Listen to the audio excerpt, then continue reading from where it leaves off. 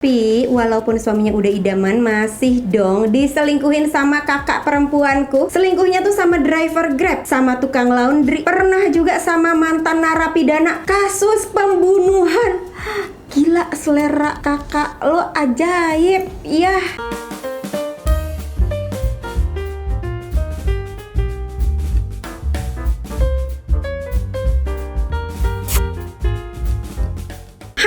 Welcome back to my channel Azek. Hey, apa kabar semuanya? Balik lagi di channel Rachel Godard. Di segmen kesayangan teman-teman nih, apalagi kalau bukan curhat time. Jadi kemarin gue udah nanya di Instagram gue, coba spill ke gue cerita drama pengkhianatan terepik dalam hidup lo. Pinisirin ceritanya apa aja? Jempolnya mana? Jempolnya mana? Like dulu dong videonya, abis itu subscribe dan share ke seluruh sosial media yang kalian punya. And now let's move on to the video. Pernah banget mbak, tepatnya saya diselingkuhi sama selingkuhan. Ceritanya dulu saya pernah CLBK sama teman sekolah saya. Kebetulan teman saya itu sudah duda dan tambah keren pula. Waktu itu saya sedang liburan ke Eropa dan dia mau jadi guide nemenin saya dan teman liburan saya. Singkat cerita, kami malah dekat dari sana dan bertukar nomor. Padahal waktu itu dia juga udah punya calon. Namanya juga cinta, ya kan? Walaupun takut, saya berselingkuh dengan dia. Sampai suatu saat suami saya marah dan mencurigai saya karena mengetahui hubungan terlarang saya. Saya curhat keselingkuhan saya. Sejak itu mungkin dia udah merencanakan kembali fokus ke calonnya itu. Sampai suatu siang tiba-tiba dia memutuskan hubungan kita. Saya benar-benar shock. Saya melihat status WhatsApp dia dan melihat dia memposting foto bareng perempuan lain yang gak aku kenal. Saya merasa berdosa dengan pasangan dia yang diputuskan begitu saja setelah mendapatkan saya. Dan malah berselingkuh lagi dengan perempuan lain setelah memutuskan saya. Saya juga merasa berdosa besar kepada suami dan anak saya. Baik. Aduh, bisa-bisanya ya selingkuhan nyelingkuhin ente. Elah. Waktu itu aku pernah ngenalin temen cowok kantorku ke suami di pernikahan teman kami. Fakta dari temanku itu, kisah cintanya tuh sangat misterius. Dia selalu menolak untuk berbicara tentang kisah cintanya ke aku. Padahal kami tuh semenjak satu divisi jadi deket banget. Sejak pertemuan di pernikahan itu, suamiku tuh bilang dia jadi tambah deket dengan temanku itu. Suamiku bilang mereka ternyata satu gym bareng dan sering main golf bareng. Tadinya aku happy dengan persahabatan suami dengan teman kantorku itu, tapi ternyata aku salah. Aku gak sengaja melihat pop-up chat di HP suamiku. Karena dia lagi mandi, aku baca aja. Dan chatnya tuh seperti sebuah curhatan. Anehnya, nama disamarkan dan tidak ada profile picture. Begitu aku scroll isi curhatannya, aku menemukan foto yang di-share dari teman chatnya itu. Ternyata ya sahabatku itu. Di situ aku marah, bener-bener gak nyangka ternyata suamiku punya hubungan lebih dengan temanku itu. Gimana ya rasanya kalau diselingkuhin cewek? Kan pasti tahu lah ya sakit hatinya, nyeseknya, terus kayak ngerasa ngebanding-bandingin diri sama perempuan itu. Tapi kalau diselingkuhin sama cowok juga, gimana tuh ya guys ya rasanya? Ada yang pernah nggak? Coba dong komen di bawah. Suatu hari kakak gue dan ceweknya lagi pergi ke pernikahan teman kami di Jogja di sebuah hotel mewah. Pacar kakak gue pengen dansa gitu, lalu ngajak gue karena kakak gue bilang dia capek. Ketika lagu slow diputar, kita berdansa agak mepetan. Demen lo, desek-desekan ya. Gue merasa perut si cewek itu nendang. Dalam hati gue, apa pacar kakak gue lagi hamil? Bentar, gue bingung nih. Oh, lo cowok, Pacar kakak lo cewek, oke.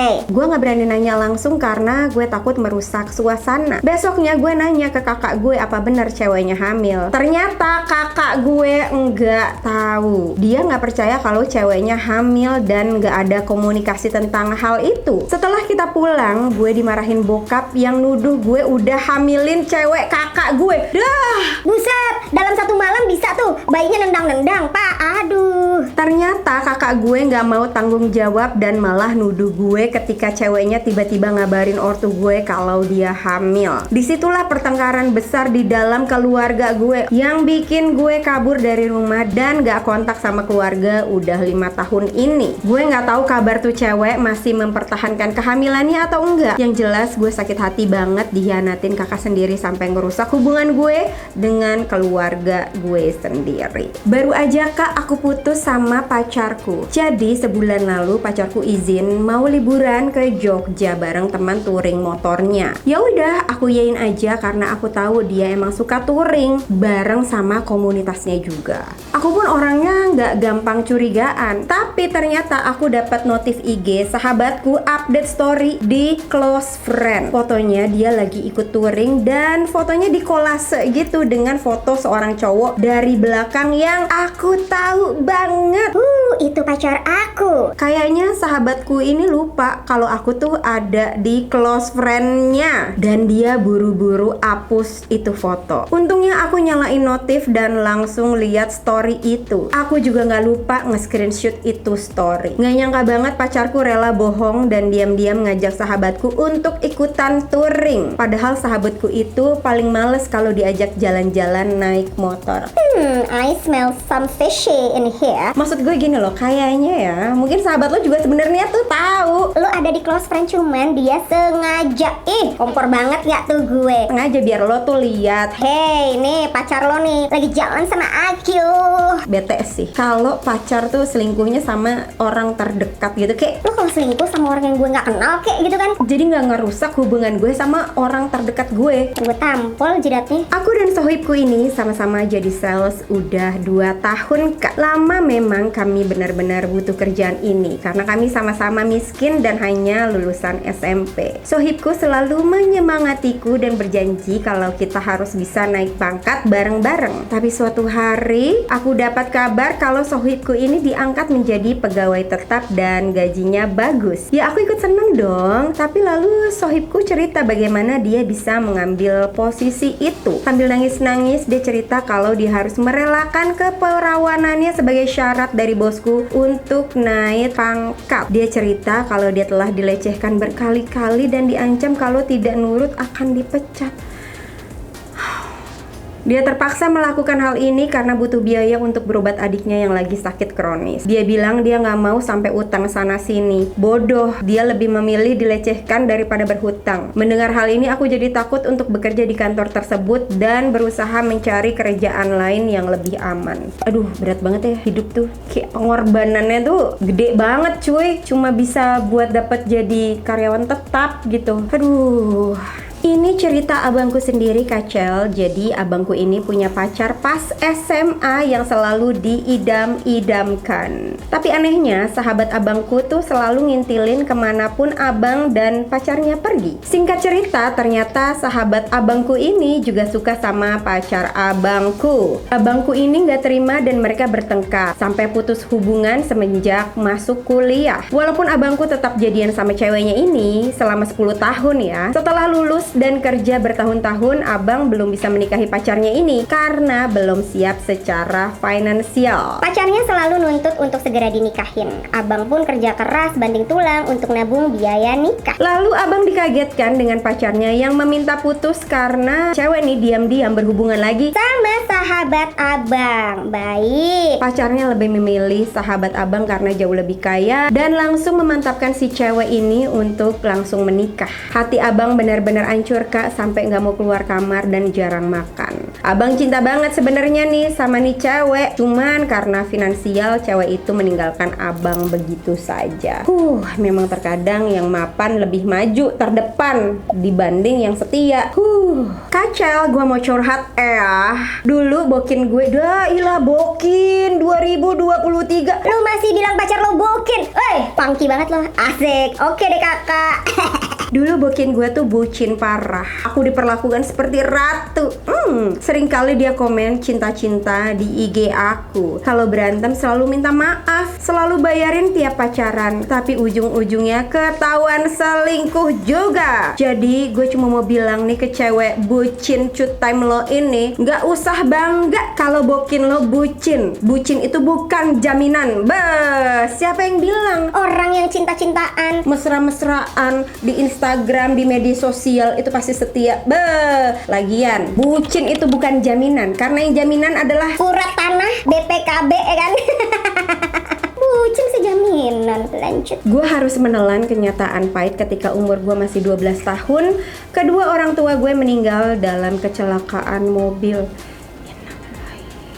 Gue dan kakak gue berdua seketika menjadi anak yatim piatu. Sayangnya gue nggak siap dan merasa harus menelan kesedihan dan depresi seorang diri karena gue dan kakak gue itu kurang dekat. Kita terpaut usia 10 tahun. Di umur gue yang ke-25 ini, gue baru sadar bahwa faktanya kakak gue udah mencuri warisan dan tabungan yang semestinya untuk gue. Gue ditinggalkan dengan nenek gue sendiri. Dia pergi ke luar negeri dan memulai hidup baru, membawa harta yang semestinya untuk gue di sana. Dan gue saat ini hanya hidup pas-pasan. Gue mau menuntut kakak gue, tapi gue sendiri nggak tahu dia ada di mana. Mah, pah, maafin kalau tahu anak-anakmu ini tidak akur. Semoga gue bisa mendapat peluang untuk meminta keadilan dan bertemu dengan kakak gue.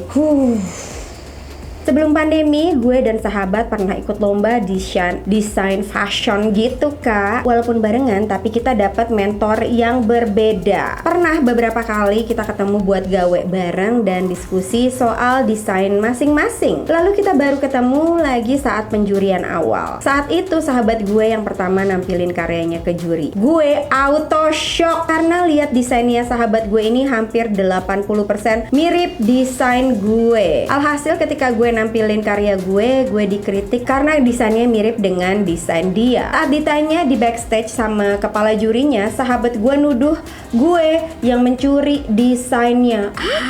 Sakit banget. Gue ditanya langsung sama kepala juri kalau gue nyuri desain atau enggak. Gue jawab gue nggak sama sekali nyuri desain dia. Untungnya gue dan sahabat gue masih bisa ke tahap selanjutnya dengan syarat merombak desain. Hari penjurian tiba, gue udah nampilin yang terbaik, tapi ketika desain sahabat gue ditampilin, penonton lebih banyak tepuk tangan. Akhirnya sahabat gue menang dan gue kalah. Di backstage mentor gue nyemangatin gue dan diam-diam nge-spill cerita sebenarnya. Ternyata sahabat gue udah nyogok juri-juri lomba buat menang. Parahnya sahabat gue juga udah nyari masa untuk meriuhkan suasana saat desainnya ditampilkan. Shock, gue bener-bener gak percaya sama yang namanya sahabat bisa nyakitin gue segitunya. Tapi lo lihat deh usahanya dia tuh curangnya banyak banget. 1, dia udah nyogok juri. 2, dia nyuri karya lo. 3, bawa masa. Aduh, ya udah nggak apa-apa. Yang penting isi otak ini tuh kan nggak bisa dicuri. Mungkin ide bisa dicuri, karya bisa dicuri, tapi isi otak tuh nggak bisa. Tenang aja, orang yang kayak gitu nggak akan kemana-mana. Hidupnya tuh kan dipahitin orang, disumpahin orang, ya kan? Jadi nggak akan dia tuh bisa berkembang secara meluas. Tapi lo yang murni, yang pure, yang kerjanya dari hati, ya, jangan pernah patah semangat aja. Tetap bertahan, tetap berkarya. Oke?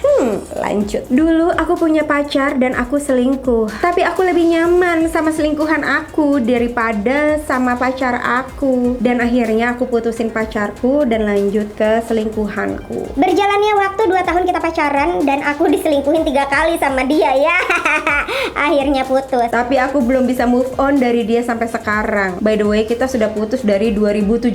Aduh, nggak tahu kenapa susah banget buat cinta ke orang lain sepenuhnya. Dan pingin cari pasangan yang nge-treatnya tuh sama kayak dia. Maksud lo diselingkuhin sampai 3 kali gitu? Ih, gue mah ogah. Dia tuh manis banget, sangat romantis. Ya elah, dia juga romantisin cewek-cewek lain tuh. 3 yang ketahuan, say. Yang gak ketahuan berapa? Dan sangat bertanggung jawab. Wah, sini dulu, sini. Gue sentil lek-lekan lo. Bertanggung jawab dari mana? Hati lo aja kagak dijaga. Gedek gue. Namaste. Aku punya ibu yang sifatnya tidak selayaknya seorang ibu, Kak. Setelah bapak kandungku meninggal, aku jadi makin tahu ibu tuh kayak gimana. Dulu pas masih tinggal serumah, aku tahu ibu suka ngambil uangku dari dompet, minjem duit tapi nggak pernah dibalikin. Suka nawarin mau nitip dibelikan barang apa, tapi pas ku kasih uangnya tidak pernah dibelikan. Sesudah pisah rumah dan aku tinggal sama suami di luar kota, kadang nelpon bilang nenek sakit, minta uang untuk berobat, dan uangnya tidak pernah untuk berobat nenekku. Pernah nih, udah nggak mempan pakai alasan itu, ibuku video call, nenekku suruh ngomong lagi sakit minta duit sambil mukanya melas-melas. Dan aku percaya. Lalu mereka lupa tuh tutup teleponnya dan aku dengar kalimat, nah kalau gini kan dikasih duit dan percaya. Terus ibuku ini juga udah nikah lagi. Aku punya ayah tiri yang kelihatannya baik di awal tapi ternyata sama aja. Zaman aku sekolah, dia suka mancing-mancing aku untuk cerita tentang pacarku. Terus diam-diam pacarku dilabrak, disuruh putus. Akhirnya aku tumbuh jadi anak yang benci keluarga dan gak percaya sama yang namanya kekeluargaan atau persaudaraan. Sekarang aku sudah menikah dan suamiku baik banget. Dia membantu aku menghapus inner childku dengan membawaku rutin hipnoterapi. Tapi entah kenapa masih belum hilang dan sembuh total luka batin ini, Kacel. Thank you, tolong dibacakan ya. Memaafkan emang lebih gampang sih daripada ngelupain. Dan orang-orang kayak gini emang nggak deserve untuk dapetin anak sebaik lu, tau nggak? Aduh, enak banget gue. Apa-apa tuh yang disalahin anak, seolah-olah orang tua itu selalu benar. Padahal nggak cuma anak aja yang durhaka. Ada juga orang tua yang durhaka. Kayak gini nih contohnya. Nggak ada kapok-kapoknya nipu anak sendiri, ngambilin uang anak sendiri. Woi, sadar gak sih yang lo lakuin tuh durhaka? Astaga, Namaste. Hai Rach, gue punya cerita tentang pengkhianatan sahabat dari nyokap gue yang gue udah anggap orang tua sendiri. Gue tuh kalau udah sayang sama orang nggak pernah pelit. Maklum gue Capri. Capri, Leo tuh ya. Bahasa cintanya, love language-nya tuh menafkahi, lo tau gak sih? Kalau udah cinta, kalau udah sayang udah kelar. Lo mau miskin ya, bakal tetap lo kasih semua-muanya Buat orang yang lo sayang. Jadi tuh dia gue udah percaya banget. Saking percayanya, saat dia mau pinjem duit gue, ya gue kasih-kasih aja. Dari pinjem kecil sekitar sejutaan sampai terakhir pinjem 13 juta. Ya, sejuta dianggap kecil, sejuta tuh banyak, say. Aduh, buat gitu nominal segitu udah gede banget. Dia itu juga sering banget main ke rumah, dan kalau main ke rumah tuh nyokap juga loyal banget. Setelah minjem dengan nominal yang lumayan, dia jadi jarang main ke rumah gue. Dihubungi juga susah. Mulailah perasaan gue yang gak enak. Sebulan, 2 bulan, kok gak ada kabar. Di bulan ketiga iseng deh main ke rumahnya, dia nggak ada di rumah, cuma ada anaknya. Setelah gue balik, BBM gue, nyokap dan bokap dan keluarga lainnya diblok sama dia. Bukan cuma BBM, nomor juga diblok. Oh ya, tahun segitu belum marak WhatsApp kayak sekarang, jadi masih pakai BBM. Dan bukan cuma itu aja, semua media sosial gue juga diblok sampai sekarang. Iya, sampai sekarang pun duit gue belum balik. Padahal kalau dia ngomong baik-baik, gue juga ngerti kok. Kan gue udah anggap dia kayak ortu gue sendiri. Tapi kenapa harus begini? Salah gue di mana? Gue kan nyamperin ke rumahnya karena dia nggak ada kabar. Tapi ya emang lu mau ngelihat aslinya orang itu nggak? Coba deh. Berurusan dengan uang. Nah, udah Muncul tuh aslinya orang itu kayak gimana. Jadi ya ketika lo mengenal orang tadinya baik gitu, setia sama lo, sayang sama lo, tapi diuji tentang uang, terus dia berubah. Ya udah. yang baik-baik tuh pasti udah kehapus. Aslinya dia udah ketahuan soalnya. Hai Kak, ini cerita bapakku yang selingkuhin ibuku mulai 2007 sampai sekarang. Dan 2020 ibuku meninggal. Aku baru tahu kalau bapak selingkuh dari tanteku pas hari keempat ibuku meninggal. Sumpah sakit, nyesek, dan gemeter pas denger. Lagian ya, tante lu tuh kayak nggak lihat kondisi gitu. Baru 4 harian nyokap lu meninggal udah cerita yang kayak gitu, kayak bisa nggak sih nunggu gitu, kayak Penting banget gitu. Aduh, kesel gue. Dan berjalannya waktu aku tahu semua. Ternyata keluarga besarku sudah tahu semua kecuali aku. Pas hari raya, ternyata selingkuhannya pernah ke rumah nenekku dan sering main ke rumah tanteku. Sekarang bapakku udah nikah sama selingkuhannya dan punya anak.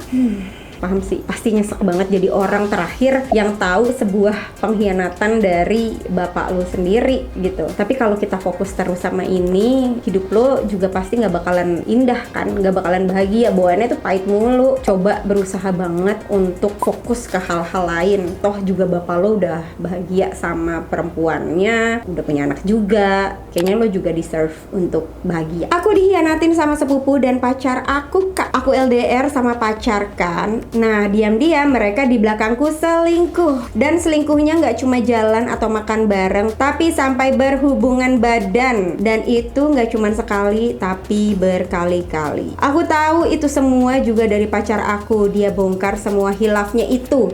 Dan sakitnya lagi, waktu aku putusin dia, mamahnya malah marah. Mamahnya malah bilang kalau aku mutusin dia karena aku selingkuh. Padahal kan anaknya yang selingkuh. Dan selingkuhannya nggak cuma sama sepupuku doang, tapi juga sama adik kelasku juga. Alhamdulillah udah putus dan ngejalanin hidupku sendiri. Ya, begitulah. Makanya gue tuh suka nggak percaya gitu sama LDR. No, lo doang relationship no, LDR. Lagian ya, Yang deket aja bisa selingkuh, gimana yang jauh? aduh, gue diselingkuhin sama suami gue dari kita masih pacaran dan ketahuannya pas gue lagi hamil 8 bulan. Aduh, Kesel gue males sih baca-baca kayak gini nih. masalahnya ya, lu lagi pacaran aja udah tahu dia tuh suka selingkuh. Ngapain lu nikahin, Ege? Lu pikir dia bakal berubah? Kagak. Dia makin bejat malah, iya. Bener kan? Makanya ya, lo yang nonton Cutain gue, kalau udah dihianatin, Lagi pacaran, udah putusin, gak usah dinikahin, Ege. gak bakal dia berubah kali lu.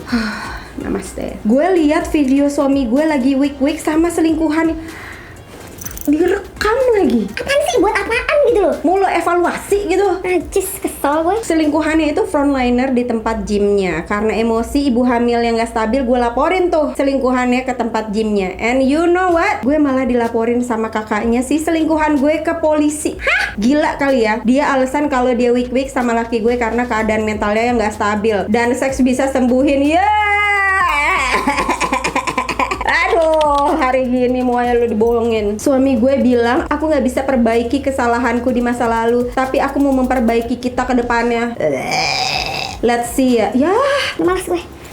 Terus gue baca-baca kayak gini nih. menurut gue ini tuh udah kebiasaan banget ya. Dan dia kayak lagi nyari cara, gimana caranya biar lo tuh nggak tahu kalau dia bakal selingkuh lagi. Lagian orang yang udah pernah diselingkuhin kan rasanya beda ya. Kayak trust issue-nya udah langsung menurun. Jumping ke 0%. Emangnya enak tiap laki lo pergi terus lo bakal curiga? Lo bakal was-was minta foto PAP lah, minta video call lah. Kan gak enak, rasa-rasa itu tuh gak enak. Rasa gak percaya ketika suami lo pergi ke kantor. Apalagi ya, bentar kan gue baca sekali lagi. Nyokap gue yang tahu masalah ini malah ngebelain laki gue dengan alasan namanya juga laki-laki. Ya Allah tante, udah pasti selingkuh lagi. Dan gue disuruh sabar, yang penting laki gue tetap pulang ke rumah dan ngasih uang. Weh Laki lo kalau pulang, iya kalau kagak bawa penyakit, say. lah, kalau bawa penyakit lu kena, anak lu kena, mau. Gue asli kan gue jambak. Kalau cuma uang mah gue juga bisa cari. Ya udah bagus, tinggalin. Nggak nyangka aja nyokap begini toksiknya. Karena masalah ini gue udah mulai males berurusan sama nyokap sendiri. Bagus, udah pergi aja. Duh courage, jadi ingat masa dulu nih. Jadi dulu tuh kita temenan berempat, cewek 2, laki 2. Kemana-mana berempat tuh. Pernah ketika aku sama salah satu teman laki ini saling suka. Akhirnya jadian dan diam-diam. Cuma berjalan beberapa tahun sih, dan akhirnya kita putus. Teman aku yang 2 pun masih belum pada tahu. Sampai akhirnya selang beberapa bulan kita berempat lagi main tuh kan. Lah, tiba-tiba kok mantanku ini turun dari mobil gandengan sama temen cewek aku yang satunya.